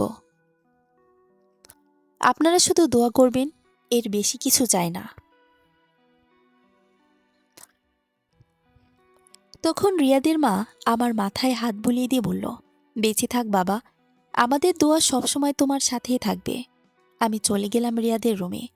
যে দেখে ওর পুরো রুমে আমার আর ওর একসাথে তোলা ছবিগুলো সব টাঙানো, সাথে ছোটবেলার ছবিগুলো। তখন আমি চোখের পানি আর আটকে রাখতে পারলাম না। খুব বড় একটা জিনিস হারিয়েছি, কিন্তু সে জিনিসটা থাকতে মূল্য বুঝিনি। আজ হারিয়ে বুঝতে পারছি, কিন্তু এখন হাজার মূল্য বুঝলেও কোনো কাজে আসবে না। আমি বাসায় চলে যেতে থাকলাম। এমন সময় নীলিমার ফোন। মন খারাপ থাকার কারণে ফোনটা রিসিভ করিনি। বাসায় এসে খাওয়া দাওয়া শেষ করে ঘুমিয়ে পড়লাম। ঘুম থেকে একেবারে বিকেল 5টায় উঠলাম। দুপুরের খাওয়াটাও খাইনি। আম্মু অনেকবার আমাকে ডেকেছেন, আমি নাকি উঠিনি। ঘুম থেকে উঠে ফোনটা হাতে নিয়ে দেখি নীলিমা 80+, মানে 80 বারের ওপরে নীলিমা আমাকে ফোন করেছে। কিন্তু আমি বুঝতে পারিনি, অনেক দুর্বল ছিলাম, তাই হয়তো ঘুমটা ভালো হয়েছে। আমি দেরি না করে নীলিমাকে ফোন দিলাম। আমি, হ্যালো, বাসায় কখন পৌঁছেলে? নীলিমা, আমি বাসায় আসছি সকালে, আর সেই সকাল থেকে তোমাকে ফোন করেই যাচ্ছি, তবু তুমি ফোন ধরছো না। তোমাকে নিয়ে এমনিতেই অনেক চিন্তায় আছি, আর সবসময় তোমার চিন্তায় থাকি। তুমি যখন ফোন ধরো না, তখন কতটা চিন্তা হয় তুমি জানো? আসলে তুমি কবে বুঝবা আমি তোমাকে কতটা ভালোবাসি? কিভাবে বললে বা কি করলে বুঝবা একটু বলো? এইটুকু বলে কান্না করতে শুরু করে দিল। আমি, প্লিজ প্লিজ কান্না থামাও। আমি সব কিছু সহ্য করতে পারলেও তোমার কান্নাটা সহ্য করতে পারি না। নীলিমা, তাহলে প্রমিস করো আমাকে আর কাঁদাবে না। আর যখনই ফোন দেব ঠিক তখনই ফোন রিসিভ করে 1 সেকেন্ড হলে কথা বলবা। আমি, ওকে। রাতে খাবার খেয়ে সিগারেট নিয়ে বাসার ছাদে উঠে চেয়ারে বসে সিগারেট খাচ্ছিলাম। পরিবেশটা সুন্দরী ছিল, চারিদিক থেকে হিমেল হাওয়া আসতেছিল। তখন নীলিমার সাথে ফোনে কথা বলে রুমে এসে শুয়ে পড়লাম। সকালে ঘুম থেকে উঠে একদমই হাঁটতে পারতেছি না। চেঁচামেচি করে মাকে ডাকলাম। মা আমার এই অবস্থা দেখে আমাদের ফ্যামিলির ঠিক করা ডাক্তারকে ফোন দিলে। সাথে সাথে ডাক্তার এসে আমাকে পরীক্ষা করতে লাগলো। কিন্তু আজব ব্যাপার, ডাক্তার সবকিছু চেক করেও কোনো সমস্যা পেল না। তবে আমি একটুও হাঁটতে পারতেছি না, মানে আমার দুপা একদমই নাড়াতে পারতেছি না। বাসার সবাই কান্নাকাটি শুরু করে দিল। মা কাঁদতে কাঁদতে বলল, কেন যে ছেলেকে ঈদের দিন দুপুরে বের হতে দিয়েছিলাম, সেদিন থেকে আমার ছেলের এই অবস্থা। এমন সময় নীলিমা এসেও হাজির। ও তো আরো কান্না করতে শুরু করে দিল। কিছুই বুঝতেছি না, এ কি হলো ডাক্তার? ডাক্তার বলল সবকিছু তো নর্মালি আছে, তবুও কেন পা দুটোর কোনো মুভমেন্টে নেই। আমার এক আত্মীয় বলল তার পরিচিত নাকি একটা কবিরাজ আছে। যেহেতু ডাক্তার কিছু করতে পারল না, তাই কবিরাজকে ফোন করে ডাকা হলো। কবিরাজ আমাদের বাসায় আসলো, আমার সামনে বসে মনে মনে বিড়বিড় করে কি যেন পড়ে আমাকে ফু দিল। কবিরাজ বলল আমার নাকি কোনো অশুভ কিছুর বাতাস লেগেছে, আরও কি যেন বলল। কবিরাজটার ভাষা পরিষ্কার না থাকার কারণে ভালোভাবে বুঝতে পারিনি। তবে যেটা বুঝতে পারলাম, আমার নাকি খারাপ কিছুর বাতাস লেগেছে। কিন্তু বাতাস কি, আমি এগুলোর কিছুই বুঝি না, জীবনে কখনো শুনিও নাই এমন আজব জিনিসটার কথা। তাই কবিরাজ বলল এটা ভালো হওয়ার থাকলে এমনিতেই ভালো হয়ে যাবে, কোনো কিছু খাওয়ার দরকার নেই। আর যদি এমনিতে ভালো না হয়, তবে সারা জীবন এভাবেই শুয়ে বসে কাটাতে হবে। এমন কথা শুনে আমার মাথায় যেন আকাশ ভেঙে পড়ল। কবিরাজ যাওয়ার আগে আমাকে বলেছিল, আমি জানি আল্লাহর উপর তোমার অনেক বিশ্বাস আছে, উনি সব ঠিক করে দিবেন। এই বিশ্বাসটা যেন সবসময় অটল থাকে, তাহলে দেখবে একসময় সব ঠিক হয়ে গিয়েছে। কবিরাজের কথাটা মাথায় রাখলাম। আমার দুপা এখন অচল। সবাই কেমন যেন অন্যরকম চোখে দেখে। নীলিমার বড় ভাই আমাকে তো এমনিতেই দেখতে পারে না, আর ওর ভাইয়ের ঠিক করা এক পাত্র আছে। আমাকে অচল ভেবে নীলিমার বড় ভাই ওর মাকে বলল, দেখো মা, আমি আমার বোনকে এমন কারোর সাথে বিয়ে হতে দেব না, যে কিনা নিজের পায়ে চলাফেরা করতেই পারে না। কারণ আমার বোনের জীবন আমি নিজ হাতে তো আর নষ্ট করতে পারি না। এসব কথা শুনে নীলিমা নাকি ব্যাগ গুছিয়ে আমাদের বাসায় আসতেছে।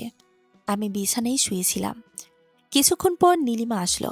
আমি, তুমি এখানে আসছো কেন? চলে যাও প্লিজ। তোমার ভাই ঠিক বলেছে, ওনার কথা মতো চলো, জীবনে সুখী থাকতে পারবে। নীলিমা, আমার সব সুখ তো তোমাকে ঘিরেই। আমি আমি নিজে তো এখন অচল, তো তোমাকে সুখে রাখার ক্ষমতা আমার নেই। নীলিমা, ভালোবাসা ভালোবাসা দিতে তো পারবে তাই না? কেমন ভালোবাসা? তুমি আমাকে সকালে ঘুম থেকে উঠে 10 বার আই লাভ ইউ বলবা, বিকেলে 10 বার বলবা, আর রাতে 10 বার, আর আমি শুধু রিপ্লাই দেব। আমি, কেন? তুমি আগে প্রপোজ করবে না কখনো? তুমি 30 বার প্রপোজ করলে আমি 30 বার রিপ্লাই দেব, মোট 60 বার। সারাদিনে 60 বারই যথেষ্ট, তাই? আচ্ছা, এখন মজা করা ছাড়ো, বাসায় চলে যাও। তাড়িয়ে দিচ্ছ নাকি? কই, না তো। তবে এখানে থেকে তোমার কোনো লাভ নেই। নীলিমা, আমি বুঝে গেছি, তুমি আমাকে একটুও ভালোবাসো না। এই বলেই নীলিমা কান্না করতে লাগলো বাচ্চা মেয়েদের মতো। আমি, আরে বাবা, ভালোবাসি, কিন্তু আমি যেমন অচল, আমার ভালোবাসাও অচল হয়ে গিয়েছে। নীলিমা, কে বলেছে তুমি অচল? আচ্ছা, আমি যদি তোমার অবস্থায় থাকতাম, তাহলে কি তুমি আমাকে ছেড়ে চলে যেতে? আমি, মোটেও না। তোমাকে তখন আরো বেশি করেই ভালোবাসতাম। তাহলে আমাকে কেন অবহেলা করছো? হুম, আমি জানি তুমি আমাকে কেন অবহেলা করছো। তুমি এভাবে অবহেলা করতে থাকবে, আর আমি বিরক্ত হয়ে তোমাকে ছেড়ে চলে যাব, আর অন্য কারোর সাথে সুখেই থাকব। কি, এটাই তো চাও, তাই না? কিন্তু আমার একটা কথা শুনে রাখো, আমাকে মেরে ফেললেও তোমার কাছ থেকে আলাদা করতে পারবে না কেউ। কারণ আমি নিজের থেকেও তোমাকে বেশি ভালোবাসি, আর আমি আমার শেষ নিঃশ্বাস পর্যন্ত তোমার সাথে থাকব। সে তুমি অচল হও বা ফসল হও, সেটা আমার দেখার বিষয় না। আমি শুধু জানি তুমি আমার আর আমারই থাকবে। তোমাকে আমার কাছ থেকে কেউ আলাদা করতে পারবে না। তুমি ইহকালে আমার, পরকালে আমারই থাকবে। নীলিমার এসব কথা শুনে আমার চোখ কপালে উঠে গেল। মনে মনে ভাবলাম, একটুকু একটা মেয়ে, তার মাঝে কিনা এত আবেগ, এত ভালোবাসা। আমি ওর থেকে প্রায় ভালোই বড়, তাও তো আমার মুখ দিয়ে এসব কথা আসবেই না। যাই হোক, নীলিমাকে বললাম, পানি লাগবে? আমি পানি দিয়ে কি করব? না মানে, এত কথা বললে হয়তো গলা শুকিয়ে গেছে। দেখো, মজা করবা না, যা বলেছি একদম মন থেকেই বলেছি। আচ্ছা, তুমি বিশ্রাম নাও এখন, আমি তোমার জন্য কফি বানিয়ে আনছি। আমি শুয়ে শুয়ে ভাবতে লাগলাম, জীবনে এত বড় ভালো কাজটা কখন করলাম, যে এত ভালো লক্ষ্মী মেয়ে আমার কপালে জুটেছে। আর নীলিমার চেহারা এতটাই সুন্দর, কোনো ছেলে দেখলেই হা করে নীলিমার দিকেই তাকিয়ে থাকে। ভাবতেও অবাক লাগে, আমার মতো অচল ছেলেটার জন্য নীলিমা পাগল। মেয়ে অথবা ছেলে যখন কাউকে মন উজাড় করে ভালোবাসে, তখন তার জন্য সবকিছু করতে রাজি থাকে তারা। তবে আমি খারাপ কিছুর কথা বলছি না, ভালোবাসা হলো পবিত্র। যাই হোক, এসব নিয়ে আর বেশি কিছু ভাবলাম না। কিছুক্ষণ পর নীলিমা কফি হাতে আমার কাছে আসলো। প্রচুর গরম ছিল কফিটা, তাই কাপে ঠোঁট লাগাতেই নীলিমাকে বললাম, এত গরম কেন? ফু দিয়ে ঠান্ডা করে দাও তো। নীলিমা বলল, এখন ঠান্ডা হয়েছে। আমি, কেমন করে বুঝলে ঠান্ডা হয়েছে? নীলিমা, আমার হাতে কাপ তো, আমি বুঝবো না? আচ্ছা, তুমি একটু খেয়ে দাও তো প্লিজ। নীলিমা কাপে চুমুক দিয়ে একটু কফি খেয়ে বলল, বলেছিলাম না ঠান্ডা হয়েছে। আমি ওর হাত থেকে কফি নিয়ে ও যেখানে ঠোঁট লাগিয়েছে, সেখানে আমিও ঠোঁট লাগিয়ে কফিটা খেলাম। নীলিমা মুচকি এসে কাপটা নিয়ে চলে গেল। আমি বিছানায় আরাম করে শুতেই চোখ দুটো কেমন যেন লেগে আসলো, তাই ঘুমিয়ে পড়লাম। ঘুম ভাঙল নীলিমার চিৎকার করে কথা বলার কারণে। নিচে নীলিমার মা আর ওর বড় ভাই ওকে নিতে আসছে, কিন্তু ও কিছুতেই যাবে না, তার জন্য চিৎকার করে কথা বলছে। আমি আম্মুকে ফোন দিয়ে বললাম, আমাকে নিচে দিয়ে যাও তো একটু। আম্মু এসে আমাকে নিচে নিয়ে গেল। আমি নীলিমাকে বললাম, নীলিমা, তোমার মায়ের সামনে গলা নামিয়ে কথা বলো, ধমকের সুরে। নীলিমা আমার কথা শুনে কিছুটা ভয় পেয়ে মাথা নিচু করল আর নিচু গলায় বলল, আমি এখান থেকে যাব না। আমার বিয়ের কোনো দিন তারিখ, কোনো অনুষ্ঠান লাগবে না। আমি এক্ষুনি এই মুহূর্তে ফারহানের সাথে বিয়ে পড়িয়ে দেওয়া হোক। কারণ আমি জানি আমি এখন বাসায় গেলে আমাকে কোনো না কোনোভাবে চাপ দিয়ে হোক আর যা কিছু করে হোক আমাকে অন্য ছেলের সাথে বিয়ে দিয়ে দিবে। তাই আমাকে যদি এখান থেকে বাসায় নিতে চায় তাহলে ফারহানের সাথে বিয়ে করে দিয়ে বাসায় নিয়ে যেতে হবে। যেদিন আমার হাতে ফারহান আংটি পরিয়েছে সেদিন থেকেই আমি ওর অর্ধেক বউ। সো আমাকে এখান থেকে নিতে হলে পুরো বউ করে। এরপর নীলিমার কথা শুনে কারো মুখে কোনো একটা শব্দ নেই। নীলিমার মা আর ভাই কিছু করতে না পেরে নীলিমাকে আমাদের বাসাতেই রেখে যায়। সব কিছু স্বাভাবিক হলে আমরা সবাই রাতে খাবার শেষ করলাম। আমি আমার রুমে শুয়ে পড়লাম। নীলিমা কাছে এসে আমার মাথায় হাত বুলিয়ে দিয়ে আমি ঘুমানোর পর নীলিমা চলে গেল আম্মুর রুমে। আম্মু আর নীলিমা এক রুমে ঘুমাবে। আমি ঘুমালাম, তবে মধ্যরাতে স্বপ্ন দেখলাম কেউ একজন আমাকে বলছে, যেখান থেকে তোর সমস্যা হয়েছে সেখানে এক্ষুনি আবারও চলে যা। ঠিক তখনই আমার ঘুম ভাঙল। আমি মাকে ডাকলাম। পকেটে সিগারেটের একটা প্যাকেট ভরে নিলাম। মা আসলো। নীলিমা কই? ও তো ঘুমাচ্ছে। আচ্ছা মা, আমাকে কি এখন একটু ছাদে নিয়ে যাবে? পাগল হয়েছিস নাকি? রাত বাজে 2টা 40। এখন তুই ছাদে কি করবি? মা, আমি মাকে অনেক কষ্ট করে বুঝিয়ে রাজি করালাম। আমাকে ছাদে নিয়ে এক চেয়ারে বসিয়ে দিল। আমি মাকে বললাম, তুমি এখন যাও, ছাদের দরজা লাগিয়ে দাও, আর সকালের আগে কেউ যেন আমাকে ডাক না দেয়। আম্মু কিছুটা হতবাক হয়ে ছাদ থেকে চলে গেল। আমি চেয়ারে হেলান দিয়ে বসে সিগারেট খাচ্ছিলাম, সে আগের মতো, যখন আমি ভালো ছিলাম। হঠাৎ করে সে আগের হিমেল হাওয়া আসতে লাগলো। আমি আর চোখ খোলা রাখতে না পেরে ঘুমিয়ে পড়লাম ওখানে। ঘুম ভাঙল ফজরের আজানের শব্দ কানে আসায়। হঠাৎ করে অনুভব করলাম আমার দুপায়ের সব শক্তি ফিরে এসেছে। আমি দুপায়ে চেয়ার থেকে উঠে দাঁড়ালাম। এমনি ছাদের মধ্যে লাফালাফি করতে লাগলাম। এ কি অবাক করা কাণ্ড! আমার পা আবার আগের মতো ভালো হয়ে গেছে। আমি দৌড়ে নিচে নেমে সবাইকে খুশির খবর দিতে যাব। তখনই দেখলাম ছাদের দরজার পাশে মা ঘুমিয়ে আছে। তার মানে আমাকে রাতে ছাদে একা রেখে উনি নিচে যাননি। এখানে বসেই আমাকে পাহারা দিতে দিতেই ঘুমিয়ে পড়েছে। তখন আমার চোখে পানি এসে পড়েছিল। এটাই হলো মায়ের ভালোবাসা। আমি মাকে কোলে করে নিচে নামালাম। মা তখন ঘুম থেকে ওঠে আমার দিকে অবাক দৃষ্টিতে তাকিয়ে রয়েছে। মা, আমি কোথায়? তুমি আমার কোলে। মা আমার কোল থেকে নিচে নেমে আমাকে জড়িয়ে ধরে কান্না করে বলল, বাবা তুই ভালো হয়ে গেছিস? মা, তুমি নামাজ পড়ে আমার জন্য দোয়া করেছিলে, তাই ভালো হয়ে গিয়েছি। আমি তখন নীলিমার পাশে বসলাম। নীলিমা তখনও গভীর ঘুমে। আমি ওকে আর ডাক দিলাম না, কারণ ও ঘুম থেকে উঠে আমাকে এই অবস্থায় দেখলে এটা ওর জীবনের সবথেকে বড় সারপ্রাইজ হবে। আমি আজ অনেক খুশি। জানি না নীলিমা ঘুম থেকে উঠে কত খুশি হবে। এগুলোই ভাবছি আর মুচকি মুচকি হাসছি। হঠাৎ দেখি নীলিমার চোখ খুলবে খুলবে ভাব, কারণ ওর ঘুম শেষ হয়েছে। ইস, কি একটা অনুভূতি হচ্ছিল তখন, কারণ নীলিমা আমাকে দেখে কি রিয়্যাক্ট করবে সেটা ভেবে আমি অচল থেকে সচল হয়ে গিয়েছি। খুব খুশি লাগতেছে। নীলিমা এখনও ঘুমেও ঘুম থেকে উঠে আমার পা ভালো হয়েছে এটা দেখে কতটা খুশি হবে জানি না, তবে আজ আমি মহা খুশি। আমার পা যখন অচল হয়ে গিয়েছিল তখন বুঝেছি পায়ের মূল্য কতটা। সত্যি কথা বলতে শরীরের এক একটা জিনিস অনেক মূল্যবান, তবে সেটা সবাই বোঝে না। যাদের চোখ নেই, হাত নেই, পা নেই, তাদের জিজ্ঞাসা করলে হয়তো কিছুটা বুঝবেন। আমার পা যখন অচল ছিল তখন সারাক্ষণ ভাবতাম আজ পাটা ভালো থাকলে নীলিমাকে নিয়ে কত ঘোরাঘুরি করতে পারতাম। আজকে আমি নীলিমাকে আমার বাইকের পিছনে বসিয়ে সারা শহর ঘোরাবো। নীলিমা ঘুম থেকে উঠে বলল, তুমি এখানে কেমন করে আসলে? আন্টি দিয়ে গেছে বুঝি? আমি তখন নীলিমার প্রশ্নের উত্তর না দিয়ে বসা থেকে দাঁড়িয়ে গেলাম। নীলিমা অবাক চোখে আমাকে দেখছিল। ওর নিজের চোখ কচলাতে লাগলো। আমি বললাম, তুমি স্বপ্ন দেখতেছো মনে হয়। আমি এত ভালো স্বপ্ন জীবনে দেখিনি। না, তুমি স্বপ্নে না, বাস্তবেই আছো। কারণ আমার পা ভালো হয়ে গেছে। নীলিমা তখন আমাকে চিমটি কাটল।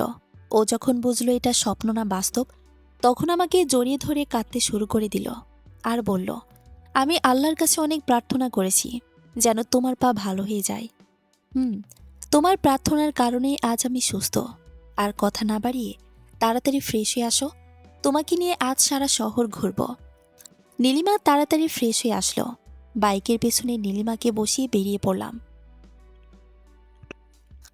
তখন সকাল 7টা বাজে। আমরা সারাদিন অনেক ঘোরাঘুরি করলাম, অনেক জায়গাতে গিয়েছি, নতুন কিছু উপভোগ করেছি। দিনটা সত্যি ভোলার মতো না। নীলিমা একটু পরপরই আমাকে কিস করতে থাকলো। ঘোরাঘুরি শেষ করে সন্ধ্যা 6টার দিকে বাসায় আসলাম। কালকে নীলিমাকে নিয়ে ওদের বাসায় যাব আর বিয়ের দিন তারিখ দিয়ে কথা বলবো।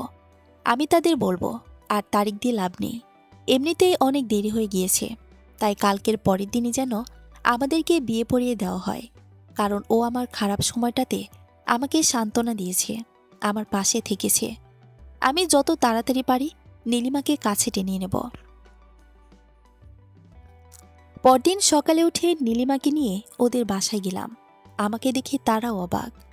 তাদের অবশ্য আম্মু ফোন করে বলেছে আমার পা আগের মতোই ঠিক হয়ে গেছে। তারপরেও তারা আমাকে বলল, এ কেমন করে সম্ভব? আমি শুধু তাদেরকে একটা কথাই বললাম, যা হয়েছে সব আপনাদের দোয়ায়। আর তাদেরকে এটাও বললাম, আমাদের বিয়েটা কালকের পরের দিনই পড়িয়ে দেওয়া হোক। তারা আমার কথাতে রাজি হলো। আমি নীলিমাকে ওদের বাসায় রেখে আমি বাসায় চলে আসলাম। বাসায় এসে সারাক্ষণ কেন জানি না নীলিমার কথাই মনে পড়ছিল। কারণ ও কদিন আমাদের বাসায় থেকেছে। এখনও চলে যাওয়াতে বাসাটা কেমন যেন ফাঁকা ফাঁকা লাগে।